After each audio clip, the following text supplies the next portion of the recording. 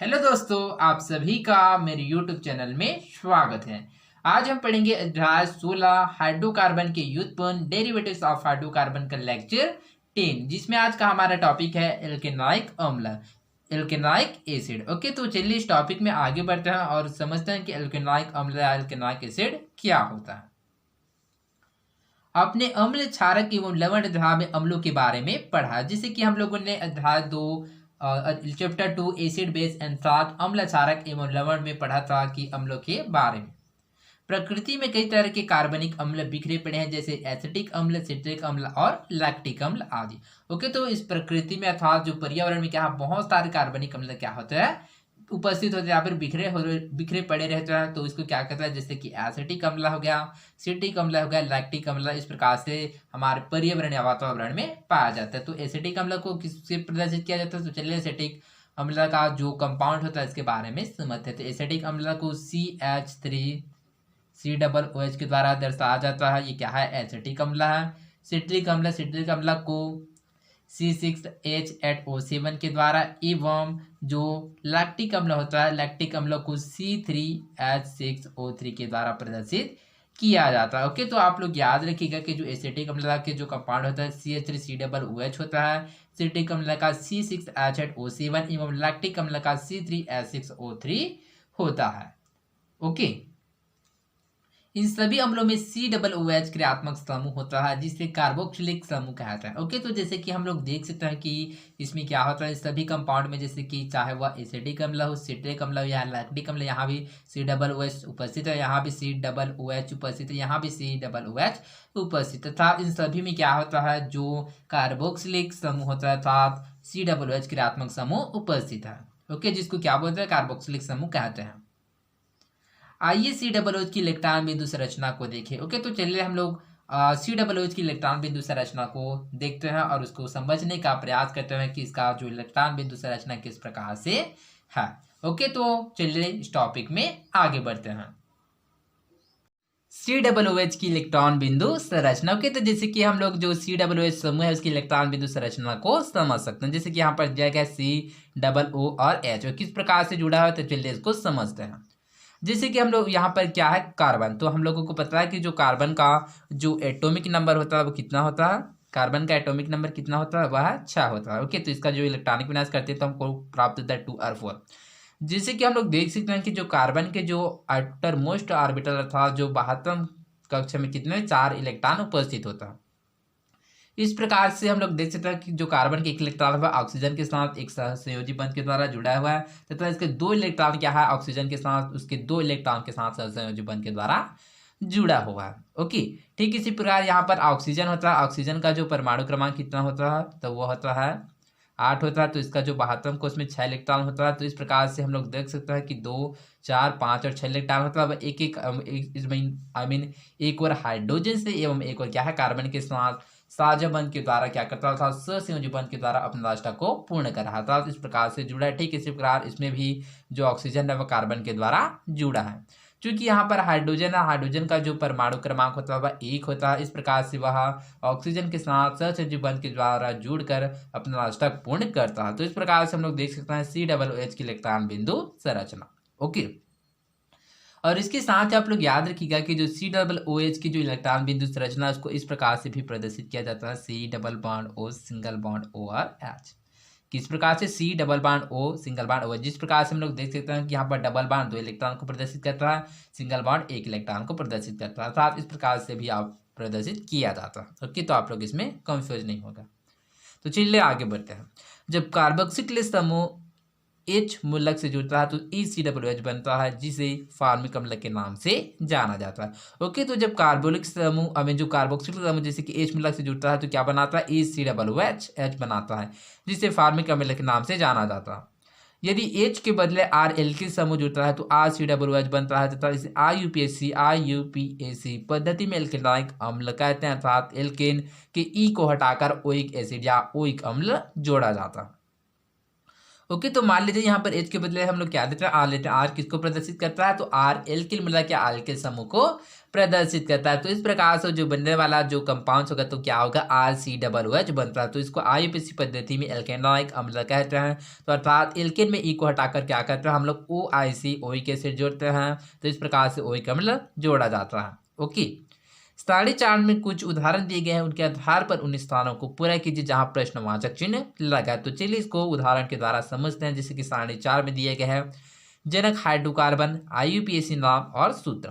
जैसे कि यहाँ पर हम लोग देख सकते हैं कि जनक हाइड्रोकार्बन मेथेन है। मेथेन में क्या होता है, जो ई है उसको हटाकर ओइक जोड़ते हैं, OIC एसिड मेथिक मैथेन लाइक एसिड बनता है, क्योंकि ओई क्या होता है, उसका अनुलग्न होता है। तो इस प्रकार से जो सूत्र होगा HCOOH होगा। ओके, जिसको इसका नाम क्या है, जिसको फार्मिक अम्ल भी बोला जाता है। तो यहाँ पर ये मैथेनोइक एसिड क्यों है, जैसे कि हम लोग पता है कि जो मेथेन होता है उसमें कितने ही कार्बन प्रेजेंट होता है, उसमें एक ही कार्बन प्रेजेंट होता है। इस वजह से यहाँ पर होता है मैथेन, और उस प्रकार से इसका जो अनुलग्न है ओइक, तो इस प्रकार से जो बनने वाला जो कंपाउंड का जो IUPAC नाम है मैथेनोइक अम्ल। ओके, ठीक इसी प्रकार चलिए एथेन का बनाते हैं। तो एथेन, तो एथेन का होगा एथेनोइक एसिड, ETHEN एथेन, और ई को हटाकर क्या जोड़ते हैं, OIC, तो एथेनोइक एसिड। ओके, तो क्या बनेगा, एथेनोइक अम्ल। तो इसका जो फार्मूला है वह CH3COOH होगा। ओके, ठीक इसी प्रकार होता है प्रोपेन। प्रोपेन का क्या होगा, प्रोपेनोइक एसिड, प्रोपेनोइक एसिड होगा। इसका जो सूत्र बनेगा वो होगा, इसमें कार्बन के 3 परमाणु होना चाहिए। ओके, तो CH3CH2COOH किसको दर्शाते हैं, यह प्रोपेनोइक एसिड है। ओके, तो ये चौथा क्या होगा, प्रोपेन के पश्चात क्या आता है, प्रोपेन के पश्चात ब्यूटेन आता है। तो चलिए ब्यूटेन लिखते हैं, ब्यूटेन। ओके, तो ब्यूटेन का लिखते हैं। ब्यूटेन में कितने कार्बन प्रेजेंट होता है, तो 4 कार्बन प्रेजेंट होता है। तो उसका जो IUPAC नाम होगा वह ब्यूटेनोइक एसिड होगा। तो इसमें जो बनने वाला जो कंपाउंड होगा वह CH3CH2CH2COOH होगा। जिससे कि हम लोग देख सकते हैं कि यहाँ पर जो कार्बन के जो एटॉमिक जो मॉलिक्यूल्स था, जो परमाणु है, कितना 1 2 3 4 प्रेजेंट है। ओके, तो आई होप आप लोगों को समझ आएगा कि किस प्रकार से इसका IUPAC नाम एवं सूत्र को डेराइव किया जाता है। ओके, तो चलिए आगे बढ़ते हैं।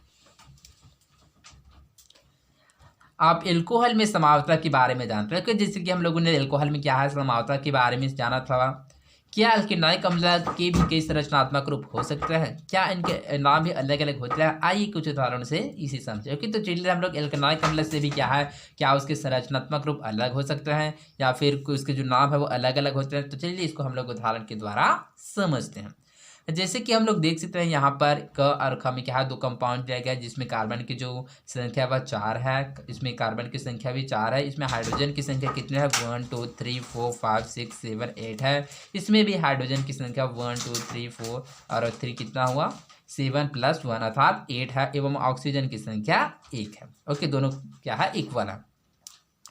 एल्कोहल के नामकरण के समान एल्केनाइक अम्ल में भी COOH क्रियात्मक समूह युक्त लंबी कार्बन श्रृंखला का चयन किया जाता है। तो जिस प्रकार से हम लोगों ने क्या है, एल्कोहल के नामकरण के लिए सबसे पहले हमको कुछ श्रृंखला को चुनना था जिसमें OH समूह या क्या है प्रेजेंट होता है। ठीक इसी प्रकार एल्कोहल अर्थात एल्केनाइक अम्ल में भी क्या है, COOH क्रियात्मक समूह युक्त लंबी कार्बन श्रृंखला का चयन किया जाता है।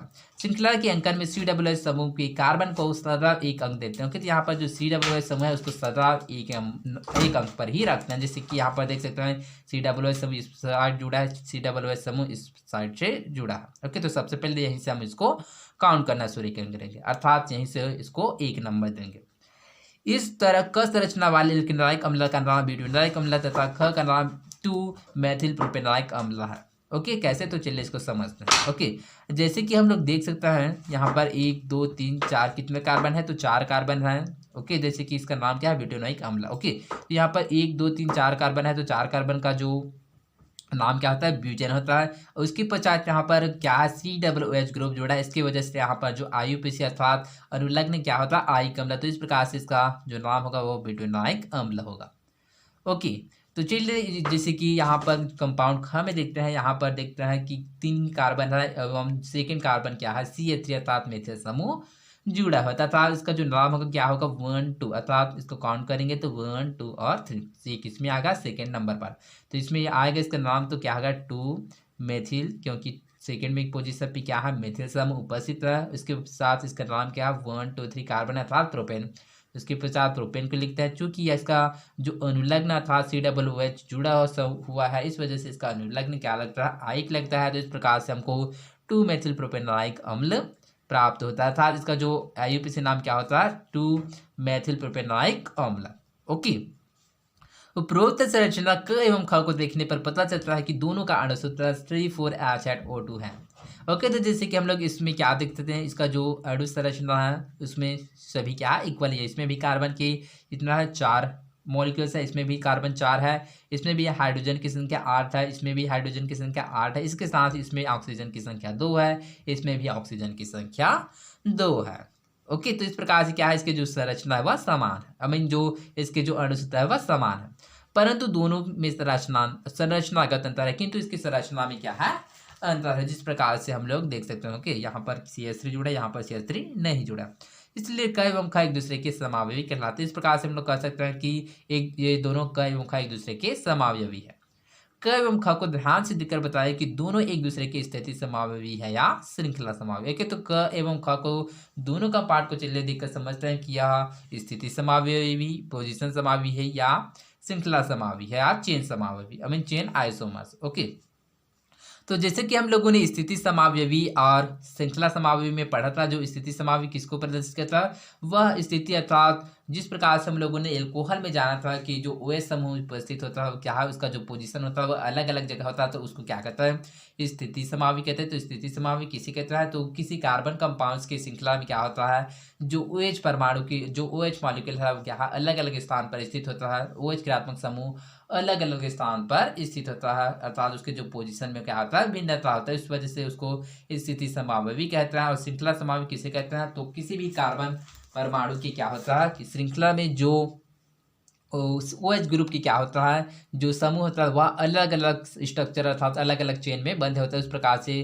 अर्थात जो कार्बन परमाणु की जो श्रृंखला वो क्या होता है, अलग होता है, अर्थात डिफरेंट होता है। इस प्रकार से उसको श्रृंखला समावयवी या चेन आइसोमर्स कहते हैं। ओके, तो जैसे कि हम लोग क एवं ख में देख सकते हैं, तो इसमें देखते हैं कि इसका जो ये क्या है, इसकी आई मीन जो किसको प्रदर्शित कर रहा है, तो जैसे कि हम लोग देख सकते हैं कि यहाँ पर तो इसका स्थिति जैसे कि यहाँ पर तो मेथिल समूह उपस्थित है कि तो यहाँ पर तो नहीं है, अर्थात इस प्रकार से इसका जो श्रृंखला में क्या है परिवर्तन हो रहा है। जिस प्रकार से हम लोग देख सकते हैं कि यहाँ पर क्या होता है, 4 कार्बन उपस्थित है, डायरेक्ट एक दूसरे से कनेक्टेड है, किंतु यहाँ पर 3 कार्बन को प्रदर्शित किया जा रहा है तथा 1 कार्बन को सेकेंड पोजीशन पर जोड़ा गया, अर्थात इसमें मेथिल समूह जुड़ा हुआ है, किंतु इसमें मेथिल समूह नहीं जुड़ा है। अर्थात इस प्रकार से हम लोग कह सकते हैं कि क एवं ख क्या है, एक दूसरे की श्रृंखला समावयवी चेन आइसोमर्स है।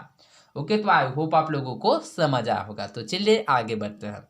तो जैसे कि यहाँ पर कुछ क्वेश्चन दिया गया है। प्रश्न पहला है C6H12O2 की संभावित समावयव की संरचना लिखिए, और दूसरा है फार्मिक अम्ल का IUPAC नाम क्या होगा। ओके, तो चलिए इसको समझते हैं कि पहला क्वेश्चन है C6H12O2 की संभावित समावयव की संरचना लिखिए। तो चलिए C6H12O2 की संभावित समावयव की संरचना को लिखते हैं।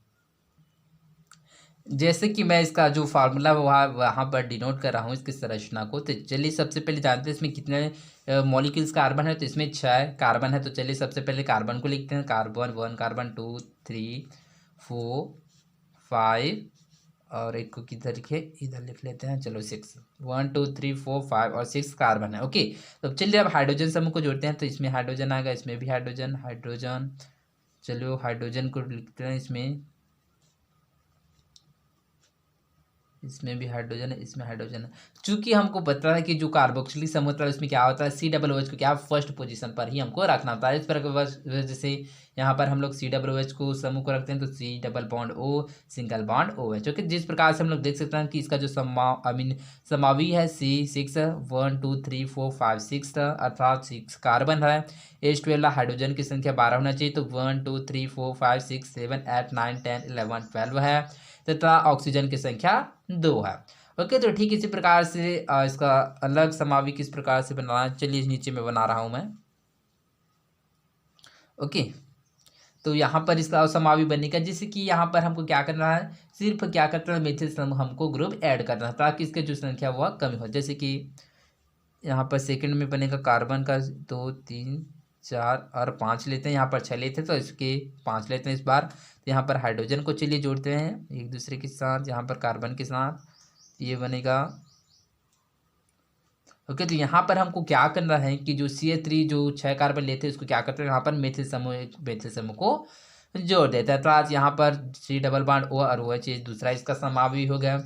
ठीक इसी प्रकार क्या करता है, इसका तीसरा समावि बनाते हैं। तो 1 2 3 4 इसका कार्बन की संख्या में कम करते हैं। इसमें हाइड्रोजन आएगा, हाइड्रोजन हाइड्रोजन हाइड्रोजन हाइड्रोजन। तो यहाँ पर क्या करेंगे, यहाँ पर CH3 लिए थे, यहाँ पर C2H5 ले लेते हैं अथवा एल्किल समूह ले लेते हैं। इसके पश्चात क्या बनाते हैं, C double bond O single bond OH, अर्थात इस प्रकार C6H12O2 के संभावित समावि की संरचना निम्नलिखित है। ओके, तो ये पहला हो गया, दूसरा हो गया और ये तीसरा होगा, अर्थात इस प्रकार से क्या है, इसके समावयवी है।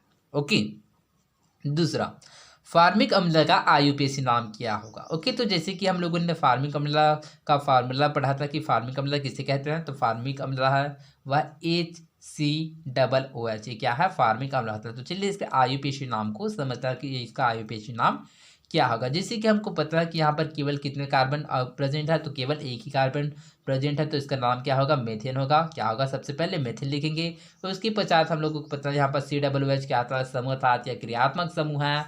इस वजह से क्या होगा, ओइक जुड़ता है अर्थात ओइक अनुलग्न जुड़ता है। तो इस प्रकार से इसका जो नाम होगा क्या होगा, मेथेनोइक अम्ल। क्या होगा, मेथेनोइक अम्ल, मेथेनोइक अम्ल की, या फिर डायरेक्ट आप लोग मेथेनाइक अम्ल भी बोल सकते हैं। क्यों, क्योंकि है वह न के साथ जुड़ता है, तो मेथेनाइक अम्ल इस प्रकार से भी बोल सकते हैं। ओके, तो आई होप आप लोगों को समझ आया होगा कि एल्काइन क्या होता है। इसके साथ हम लोगों ने IUPAC नाम के बारे में जाना कि किस प्रकार से IUPAC नाम का करण किया जाता है। तो आई होप आप लोगों को समझ आया होगा। तो आज के लिए बस इतना ही, मिलते हैं अगले वीडियो में, धन्यवाद।